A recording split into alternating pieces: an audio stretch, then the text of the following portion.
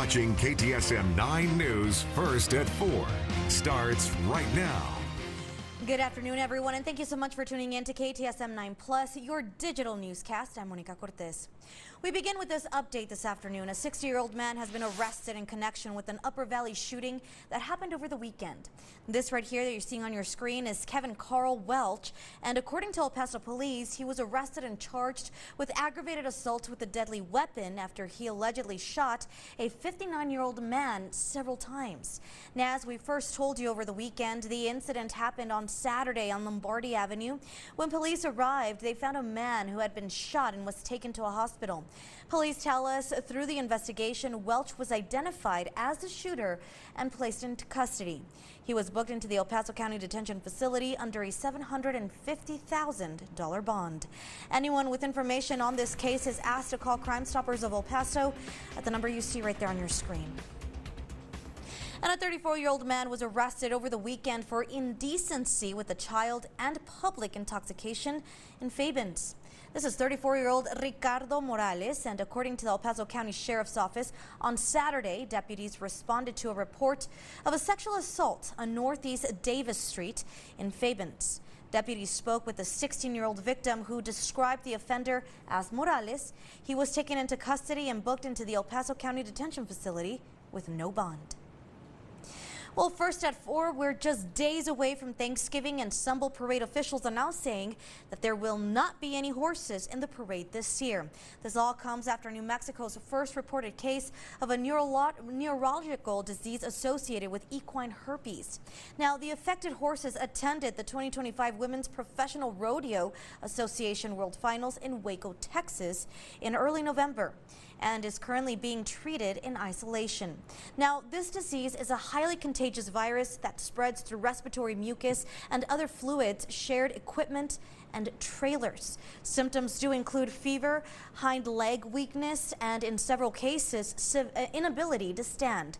There is no cure to this disease, but most affected horses make full recovery with proper care. Over to a health alert when it comes to turkey time this Thanksgiving. You don't want to end up calling the fire department or end up in the hospital.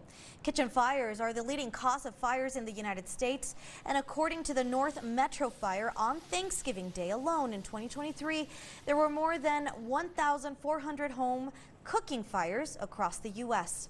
Now, there is a lot of things that you have to be careful about, from keeping the fryer on level ground and not touching oil in the pot, but most importantly, having a thawed-out bird. It can take several days to defrost a turkey. That ice inside of the turkey will melt, turning into water, causing a reaction with the oil, and can explode. Now, he goes on to say that it's important to have the deep fryer at least 15 feet away from your home, fence, or trees, and to make sure not to cook in a garage or under a patio. Now, if you do find yourself in this situation, just simply call 911 right away. All right, let's go ahead and take a little break from today's headlines and talk about what everyone's talking about this week, and that is Thanksgiving Day. So on this Monday, you're seeing those mostly clear skies. Things are looking really nicely, but the big question here is, Ms. Tirza, what can we expect for Turkey Day? Well, Monica, I am happy to report our Turkey Day is looking good. We are very close to average. I don't know if it's the temperatures to go out and necessarily fry a turkey, but you know what, to each their own. If that's something you want to do, we will be in good condition. Very dry, very normal temperatures, and very light winds as we move throughout the rest of our work week. Taking a look right now, though, we had a beautiful afternoon. We're still a little bit on the warmer end, 65 degrees for El Paso, 64 over in Juarez, Las Cruces, down in those low 60s, Deming and Alamogordo as well. And we're looking at very light winds as we continue to close out the rest of our Monday. But taking a look at the rest of our temperatures and what to expect, we do drop down as we go throughout the rest of the week. But then we see a little warming upturn happen towards the end, 68 degrees for your Thursday. We'll be hitting 70s for Friday and Saturday. But then we do have another storm system entering our region. It is going to drop us back down to those mid to low 60s as we get into our first week of of December. I can't believe we are already there, and hopefully our temperatures will continue to go down and finally start to feel like winter. Plenty of activities this weekend. We had Winterfest, a lot going on, and we still have a lot going on. Of course, though, we do have beautiful conditions going for our Tuesday, Wednesday, and for our Turkey Day. 68 degrees is that high. We will break it down in just a little bit coming up in our full 9-day forecast. But for now, Monica, I'll send it back over to you. Tirza, thank you so much for that. Let's go ahead and take you outside using our TechStock cameras. And this is what we are seeing. I-10 Joe Battle in Far East El Paso looking pretty nice and smooth. Over on I-10 Rainer, not a lot of traffic to slow you down. Well, to our border report now. Mexico says it has deployed 600 soldiers to Chihuahua in the wake of a massacre at a private racetrack in the southern part of the state. According to the Chihuahua Attorney General, 7 men were shot to death after 2 rival cartels had an argument during a horse race at Carril Santa Teresa. The state police chief said Mexican Army troops and National Guard members have been deployed to the city and to highway checkpoints to discourage further violence and capture the assailants in both incidents. To read more on the story, just simply head on over to borderreport.com. And over to national news. A proposed rule change could impact the way that you actually get around through security, airport security. In today's Political Minute, News Nation's Blake Berman breaks down those details. Traveling without a real ID, it could cost you. I'm Blake Berman, host of The Hill on News Nation. The Transportation Security Administration is proposing an $18 fee for U.S. air travelers without a real ID. Passengers who pay the fee would instead have their identity verified using a biometric machine. Real IDs are state-issued driver's licenses and identification cards that meet federal standards. In May, TSA started requiring real IDs for air travel. To tell if you have a real ID card, check for a star in the upper right-hand corner.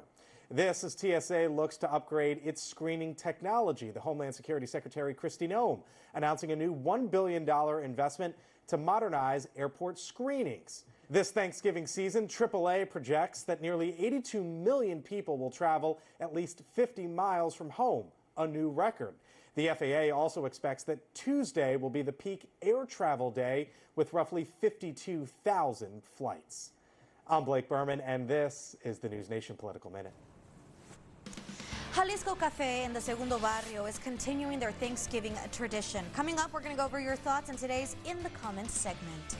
Then, if you're looking to buy a live Christmas tree this year, you may just luck out. Experts say prices this year may be cheaper than last. We're going to have those details. Thank you so much for tuning in to KTSM 9+, always putting local first. Scan to download KTSM Plus free.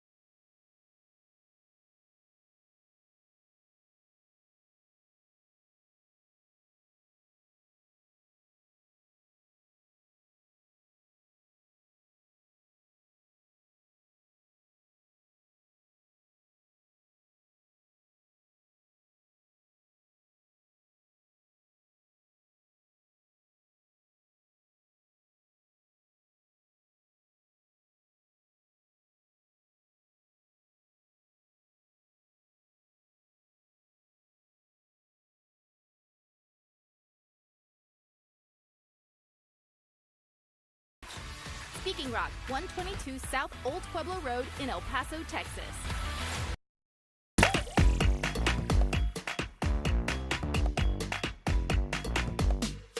Today's In the Comments segment, Jalisco Café in the Segundo Barrio is continuing their Thanksgiving tradition, serving free meals to those who need it most. For over 20 years, the restaurant has served up a free full-course traditional Thanksgiving dinner for those who normally don't get to enjoy one.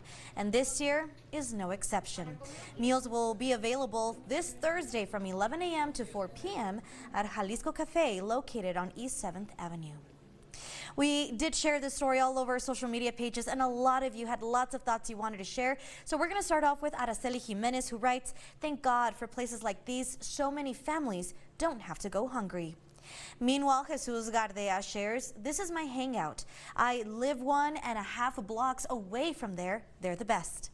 And Sarah Varela wrote in Spanish, but we translate it saying, "May God keep blessing them. When you bless others, God blesses you even more." Jalisco Café has opened registrations to win Menudo for 2 in 2026, and participants can actually come in and register. No purchase is required. The raffle will be drawn on January 1st, and 5 lucky winners will enjoy free Menudo for 2 each week throughout the rest of next year.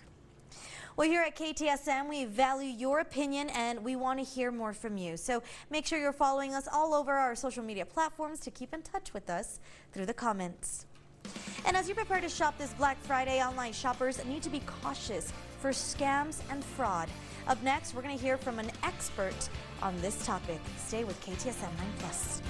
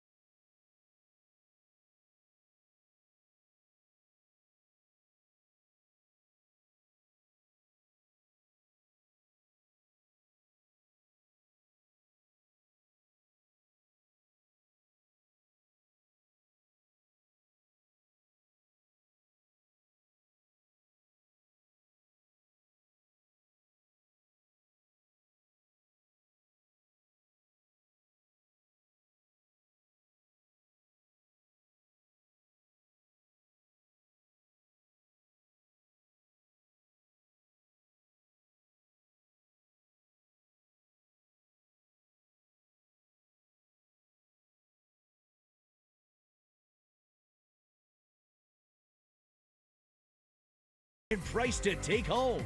Visit us at 6330 Montana or learn more at potoyota.com. Welcome back, everyone. All right, check this out. McDonald's restaurants will be launching a Grinch meal on December 2nd, featuring the wicked but beloved Dr. Seuss character, and it's going to include a Big Mac or a 10-piece order of chicken nuggets, plus a new take on McDonald's signature French fries. They're going to be called Dill Pickle Grinch Salt. McShaker fries. Now, the promotion will include Grinchly packaging and a pair of socks, really, featuring the Grinch, his dog Max, and Cindy Lou Who. I'm going for the socks. You know what? How fun. I think I would actually go for the fries. Really? You like dill pickles? I love dill pickles. Pickle flavored anything. Really? I think, yeah. So interesting. That's interesting, though. I never thought of pickles as a holiday Me neither. type of Me neither. flavor. But it goes. It's the Grinch. I guess so. And he is a little wicked. He is a little wicked, a little bit peculiar, a little odd. So maybe we'll have to taste test. If McDonald's wants to, you know, help some girls out with trying some of that, that would be great. We'd love to be your taste testers. We could also take a field trip over there. But you know what? It is so fun that we're finally getting into the holiday spirit. We had Winterfest this weekend. I'm so happy everyone's starting to push out all of those winter activities. It might not feel like it just yet, but we will be getting cooler later on in the week. Currently looking at 65 degrees though in El Paso. Very light winds moving from the west at 10 miles per hour. Taking a look over at Las Cruces, we are also looking at temperatures beginning to drop down finally, but still looking at very sunny skies. 60 degrees over there. Lighter winds coming from the southwest at 6 miles per hour. And across the rest of the region, it looks like those wind gusts are a little bit on the stronger end. 17 currently in El Paso. 5 over in Las Cruces, not too bad, but of course when we move up to New Mexico, 23 over in Ruidoso and 15 over in Cloudcroft. Those should begin though to die down as we move to our evening. Talking about our overnight hours though, 43 degrees will be that overnight low for El Paso. We're looking at very clear skies, very light winds. Overall though, it will be a cooler night when you're waking up for tomorrow. Conditions will be pretty chilly. As for Las Cruces, 35 degrees, even colder, very close to freezing conditions. So make sure you are bundling up and taking care of those plants, those pets, the people, pipes, whatever it may be. Just make sure you're taking care of that because, again, very cold with some light winds that could feel even cooler. Now for tomorrow, our high will be in those mid to upper 60s. So we're looking just overall very similar conditions to what we had today. Very calm winds here in El Paso. Moving over to Las Cruces, 66 is also that forecasted high. Overall, just very sunny and a very warm, but pretty beautiful. Not a bad way to continue our holiday week. For the rest of the region, 56 degrees over in Ruidoso. We'll be warming up to 52 degrees over in Cloudcroft. We'll stay in those low 60s for Alamogordo. We're looking at 64 TRC and 65 degrees over in Deming. Now checking out our allergens will be 6 for our Tuesday, and then we drop down to 5 for both our Wednesday and for Thanksgiving. Not too bad. We've seen them definitely higher, so just really looking good in the allergen department. As for the rest of our 9-day forecast, we're going to remain clear for a good portion of the evening, dare I say the whole evening. 8 p.m. 58 degrees is going to be that temperature. We drop down to 53 by our 10 p.m. hour. Come midnight, we're down to 50, and then we go below that to 49 for our 2 a.m. hour, and we will just continue to drop down until we hit those low 40s. Now as for the rest of our 9-day forecast, we will be relatively dry. We're also looking to be warming up to our seasonal temperatures. We are going to hit pretty warm temperatures for our Friday and for our Saturday. We're looking very warm conditions in those low 70s.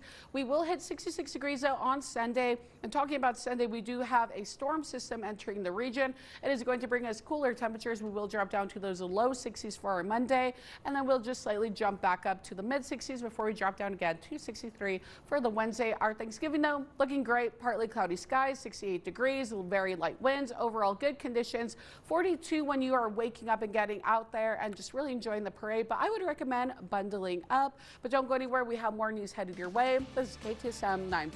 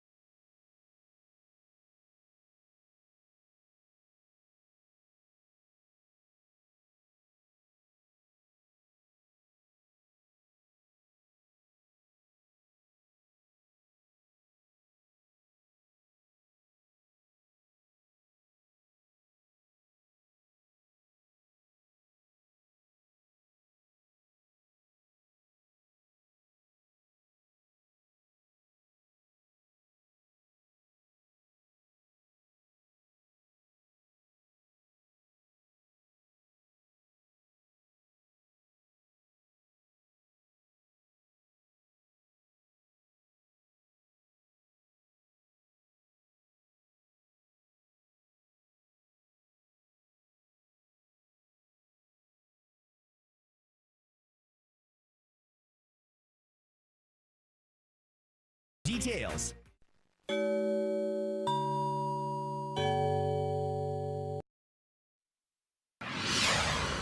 Welcome back, everyone. Well, the holiday season is upon us, and if you're looking for a real Christmas tree, we actually have some pretty good news for you.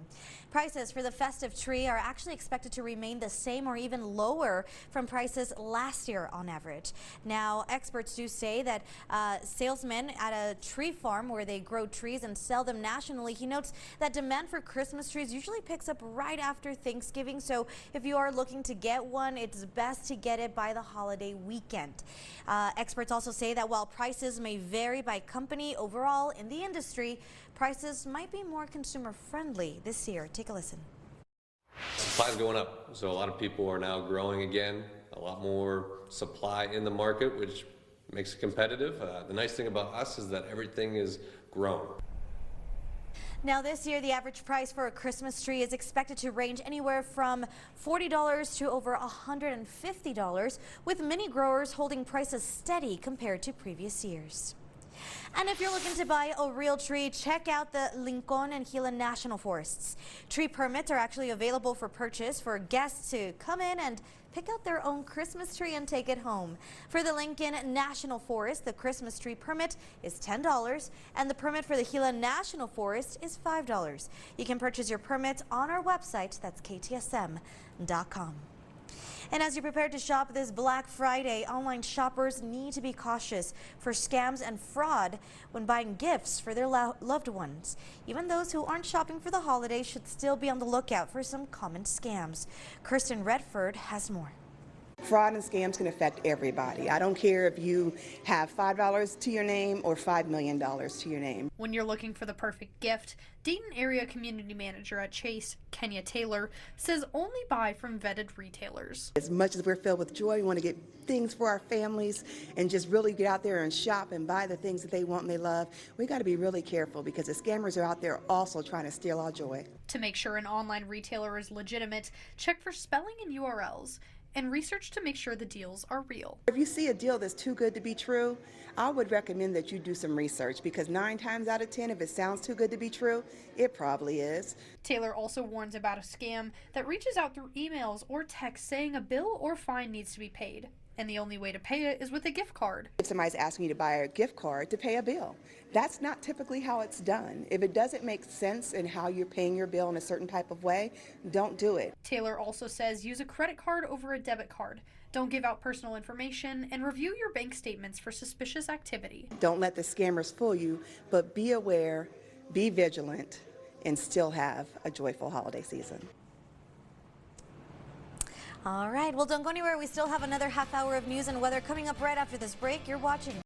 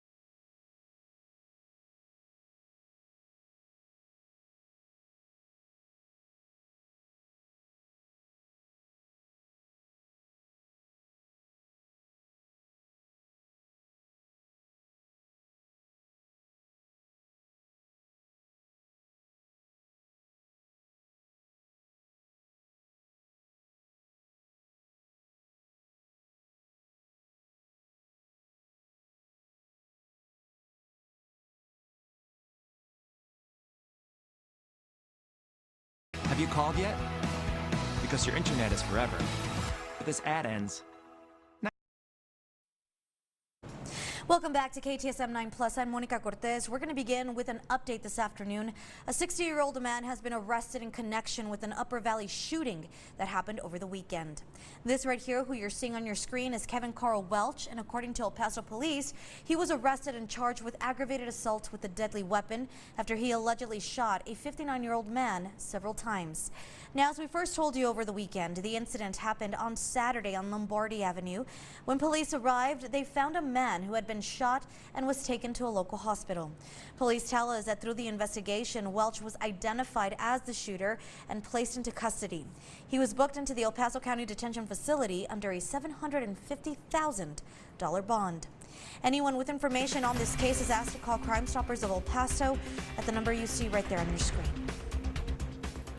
A 36-year-old man was arrested and charged with cruelty to animals after a social media post allegedly showed him punching and throwing a dog to the ground.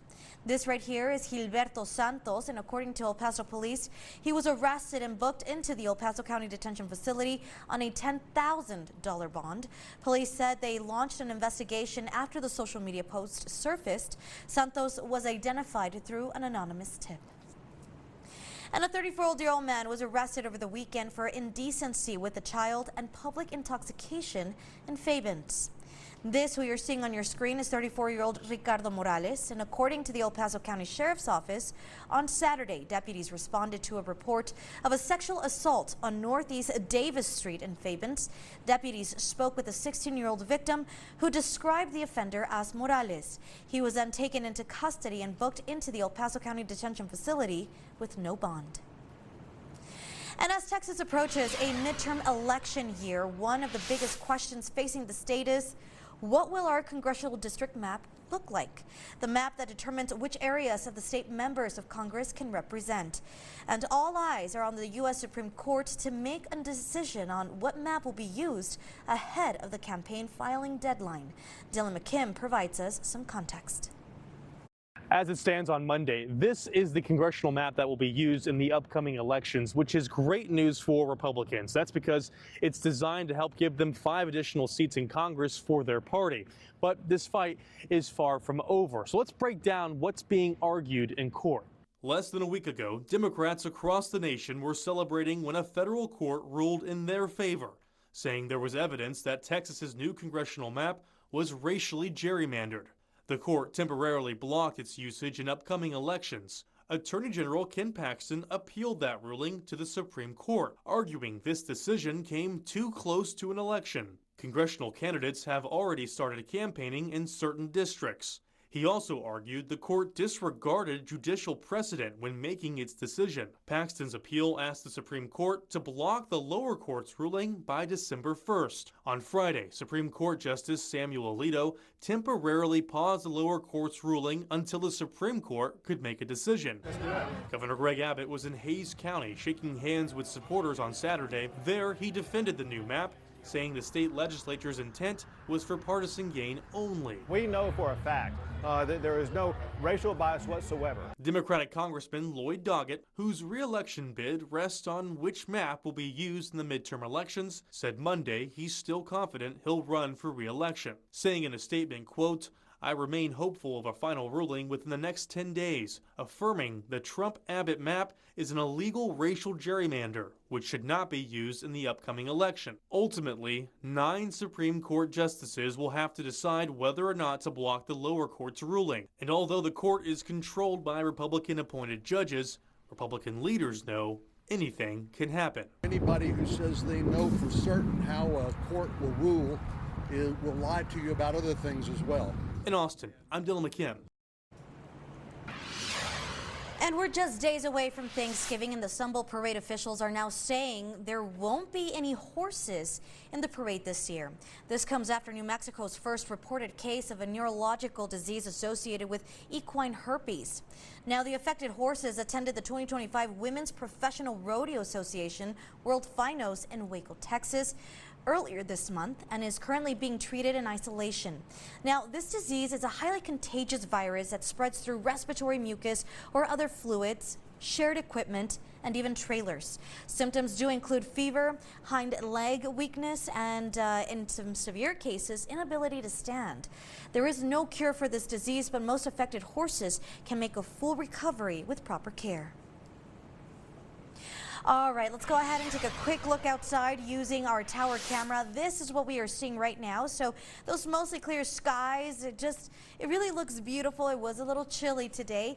Big question is, are we going to see a cold Thanksgiving? And for that, let's go ahead and send it over to Tirza Ortiz. Hey, Tirza. Hey there, Monica. To answer your question, I would say we're looking at a mild, potentially even a warmer Thanksgiving. I love that. I kind of love it too. It's not a bad way to get outdoors, but you're right. We did have a cooler morning today, and as we continue moving throughout the rest of the week, our mornings will remain cool. So I would recommend layering up, especially if you're going to the turkey trot, potentially being out there for the actual parade. It can get chilly. We are looking at pretty decent cloud cover for our actual Thanksgiving day, so we know with that it can feel a little bit cooler, so layers are the way to go. For right now though, we're currently looking at temperatures around 65 degrees in El Paso, 64 over in Juarez.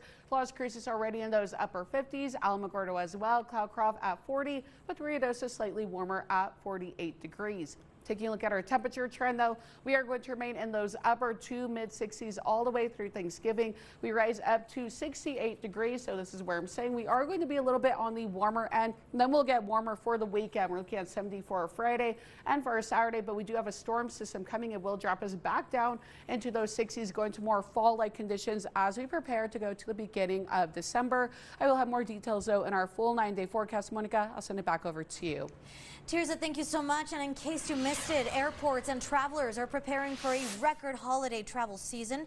Xavier Walton has more from the Dallas airport, where many are already heading out for their Thanksgiving plans. So we are looking at what could be potentially the busiest travel season in some 15 years, whether that's, on the roads or in the skies. Millions of Americans, they're bracing for what could be extremely busy. And on top of that, TSA is kind of floating this idea of an extra fee to sort of pile on. We're going to get to that in just a second, but the FAA says, listen to some of these numbers, more than 360,000 flights scheduled over the Thanksgiving period, with Tuesday marked as the peak day at more than 52,000 flights nationwide. AAA expects roughly 6 million people to fly, and then more than 80 million Americans traveling overall. Airlines say they have added extra seats and staff to handle the surge, but they're also warning flyers to build in extra time for longer lines, full flights, and weather delays. Yeah, we come on time. We live pretty close. It's pretty convenient. We're super light travel at the same time. This is not our first rodeo. We're going to exit. We're going to go around. They'll do everything for you. You have to have your tags on you. Oh, no. Hey, it's nothing but a thing. Poor Ingrid, that woman got to the line, to the front of it, and she had to go back because she didn't actually put in her information to actually check her bag. But as for this proposal from TSA, it's not for everyone. Don't worry just yet, especially if you have this, your Real ID, that Gold Star. You're going to be good. If you don't, though, you should definitely bring an alternative form of identification, like, say, a passport. Under the proposal, travelers are expected to pay $18 for TSA to run an identity check using biometric kiosks. That approval would be good for 10 days, so a short round trip would only be charged once. But TSA says even if you do pay, the modernized alternative identity verification program does not guarantee your identity can be verified or that you'll be cleared to enter the secure area. Bottom line, if you have a Real ID or a passport, you're going to be good, and this is just a proposal. Either way, airlines say to get to the airport extremely early this year just to prepare in the event that there is an extremely long line. In Dallas, Xavier Walton.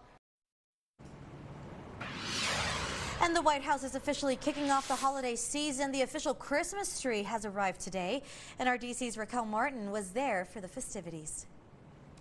Michigan helped deliver a historic victory for President Donald Trump last year, and Monday, the state is making history, delivering the annual Christmas tree to the White House. First Lady Melania Trump was all smiles as the tree arrived to the North Lawn after making a nearly 700-mile journey from Corson's family farm near Sydney. It's the first Michigan-based tree farm to win the National Christmas Tree Association's competition since 1984. The more than 20-foot tree will be set up in the center of the Blue Room inside the White House. The White House estimates roughly 100,000 visitors will get to see it. Before chopping it down and shipping it out Tuesday, Corson's family farm owner said not only will it be a beautiful sight, but will offer the Blue Room a unique aroma. It has a citrus fragrance, so if you grab a needle off from a concolor fir and break it and smell it, it smells like an orange. One smaller tree from the Corson farm will sit in the Oval Office. After the East Wing demolition halted public tours at the White House, those will begin again on Tuesday. This is the 60th year the National Tree Association has presented a tree, kicking off the holiday season at the People's House. In Washington, Raquel Martin. A report on missing and murdered Indigenous people is nowhere to be found on the U.S. Department of Justice's website. The U.S. Justice Department says that the report was removed because of President Trump's executive order on defending women from extreme gender ideology. The federal Not Invisible Act Commission, created in 2019 under President Donald Trump's first administration, developed the Not One More report. In it are recommendations and staggering statistics on missing and murdered Indigenous people. Democratic State Representative Ronald Stewart introduced legislation last year to safeguard funding for Oklahoma's Office of Liaison for Missing and Murdered Indigenous Persons, a move he says he's glad the legislature supported. Now, those who helped create the report say although it's been taken off of a government website, it's not truly gone, and resources are still available. We're going to continue to do our work for our people because it's a need, and we know that our people need help. These are things that have been going on for generations. It predates any talking points that are going on in our current government and current political climate. Now, the DOJ says that the report can still be accessed on external websites, and their response to the report's findings can still be found on their website. Well, coming up, call it El Paso Chick or Chuco Town fashion. The Dallas Cowboy cheerleaders have been rocking boots made here in El Paso. How they helped highlight different charities through the boots. Then the U.S. Postal Service just announced it's raising its prices. And we go over your thoughts in today's In the Comments segment. Thank you so much for tuning in to KTSM 9 Plus, always putting local first. Scan to download KTSM Plus free.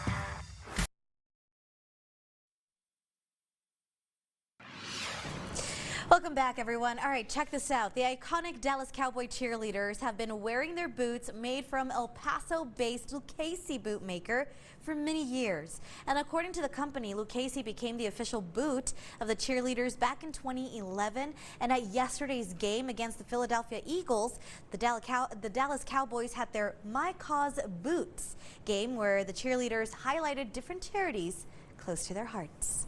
Isn't that amazing? I feel like El Paso makes a little bit of a impression on a national stage. I totally agree. I think if there's one thing that people always kind of tell me about, it is the boots that people wear. Celebrities, now we have the Dallas Cowboy cheerleaders.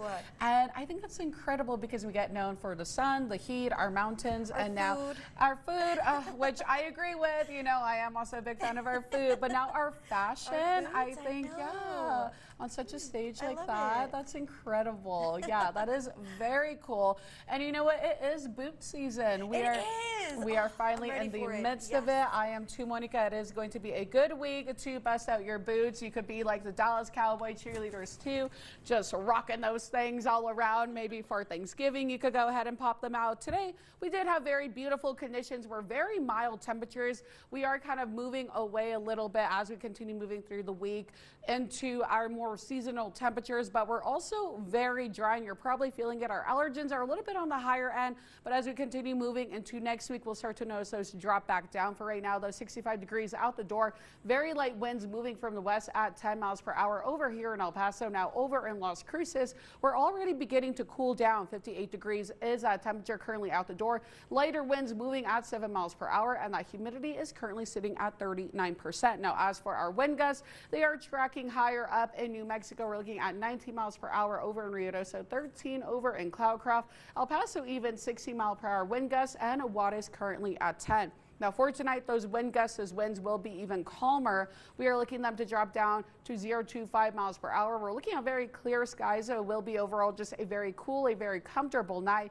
And again, those light winds if you do have any plans on heading out the door. Now for Las Cruces, even colder, 35 degrees is a forecasted low. We are very close to freezing temperatures, so just keep that in mind as you're moving into your evening hours. But again, those light winds will be moving 0 to 5 miles per hour as well. Now, as for our highs tomorrow, we will remain in those mid to upper 60s, 66 degrees is that forecasted high. Overall, though, very sunny, clear skies, maybe a few clouds here or there, but nothing really major to take away from the beautiful Tuesday. As for Las Cruces, will also be around 66 degrees. Overall, just very sunny, very warm, and those calm winds moving from the north at 5 to 10 miles per hour. Checking out the rest of the region, we are in the low 60s for Silver City, TRC, Deming in those mid 60s, Alamogordo 62.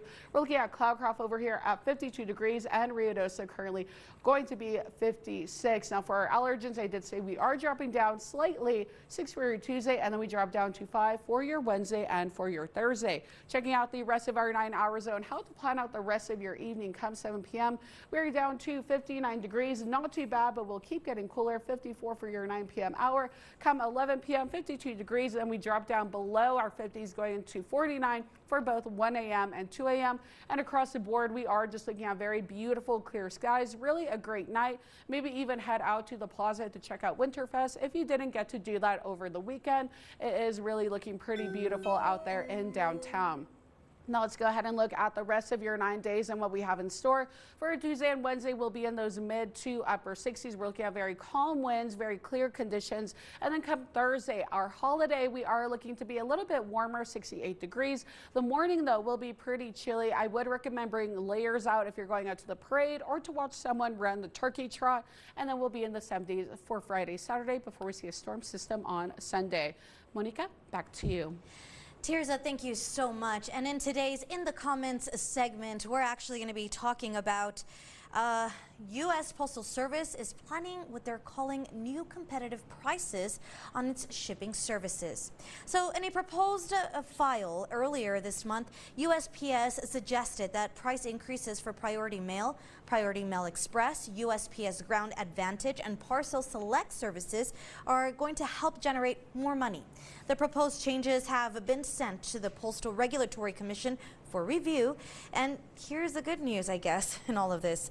If approved, the new prices would take effect next year, starting January 18th, 2026. So you don't have to worry about this holiday season. Now, we did share the story all over our social media accounts, and many of you had lots of thoughts you wanted to share. So we're going to start off with Corina Ann Ebbs, who says the prices are just ridiculous. Meanwhile, Mariah Light writes, what else is new? Every 6 months, they raise the prices. And Karen Dorbney says, or asks, what's competitive about the prices? Now, here at KTSM, of course, we value your opinion, and we definitely want to hear more from you. So make sure you're following us on all of our social media platforms to keep in touch with us through the comments. Don't go anywhere. We'll be right back.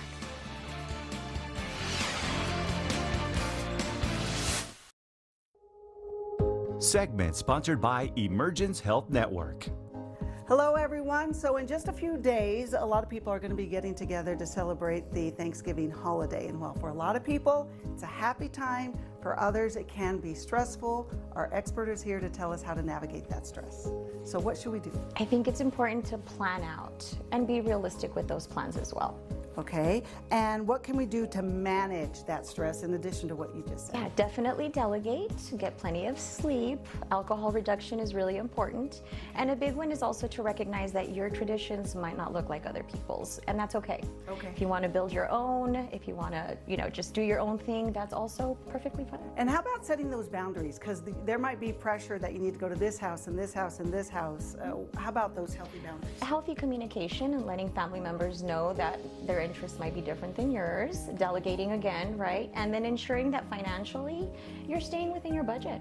Okay, Lupita, thank you very much. And from all of us at Emergence Health Network, we hope you have a happy Thanksgiving. Segment sponsored by Emergence Health Network.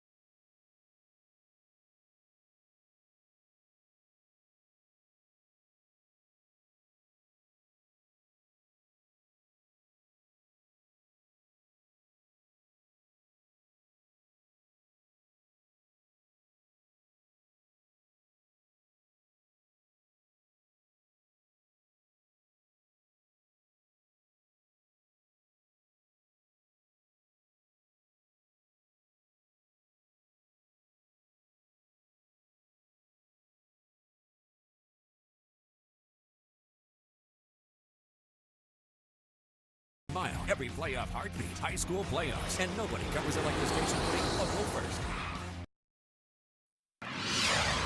All right, welcome back. We're getting a final look at your exclusive 9-day forecast. We're looking at very dry and seasonal temperatures going into our Tuesday and our Wednesday.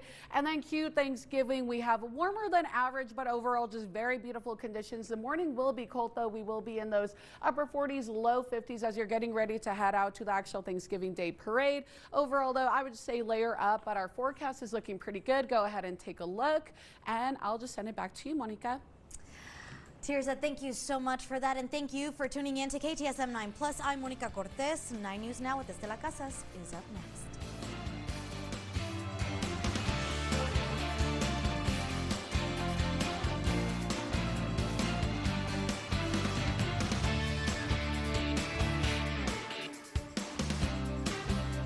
Hair and wardrobe provided by